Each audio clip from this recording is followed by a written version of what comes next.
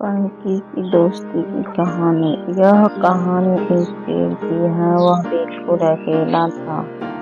पेड़ एक बड़े सा खेत के ठीक बीच में खड़ा था। उस खेत में और कोई पेड़ नहीं था। वह कोई पक्षी नहीं आता था, इसलिए हमारी इस कहानी को पेड़ बड़ा अकेला था। पेड़ के मन में ना जाने कितनी कहानी थी, लेकिन वह की सुनाई चांद रात पर। तब सूरज सही दूर से ऊपर आकर मैं बहुत दूर आखिरी पेड़ कैसे बात करें। अचानक एक दिन एक नन्ही सी नीले रंग का चिड़िया आई और पेड़ पर बैठ गया। वह अपना रास्ता भटक गया था। थोड़ी देर बाद अंधेरे घिरा गए आया। ऐसे में वह घर कैसे जाए, इसलिए चिड़िया ने रात पेड़ में बिताने की सोची। उस रात नन्ही नीली चिड़िया और पेड़ दोस्त बन गया।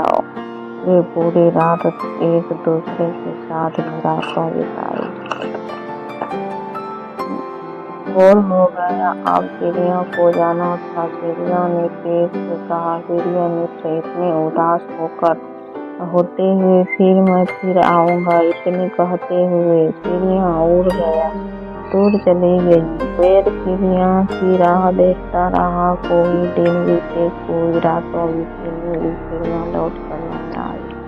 पेड़ की आंखों भर आया आंसू पर बोलने लगे, तब पता नहीं किसी तरह कितने दिन बीत गया। एक सुबह पेड़ ने देखा कि उसके आसपास आंसुओं से एक तालाब बन गया है। अब पेड़ उस तालाब से बातें करने लगा। वह दिन भर बातें करता रहा, लेकिन मन में बसी कहानी कोई एक दिन में सुनाई जा सकती थी। अपने पांव तालाब में जाए पेड़ लगातार बड़े करता रहा। वह बातें करता हुआ तालाब में उस सपनाई की परछाई को देखा रहता, इसलिए पर तो कभी आकर नीली चिड़िया बैठी थी। अब हमारे पेड़ को नहीं लगता कि वह अकेला है।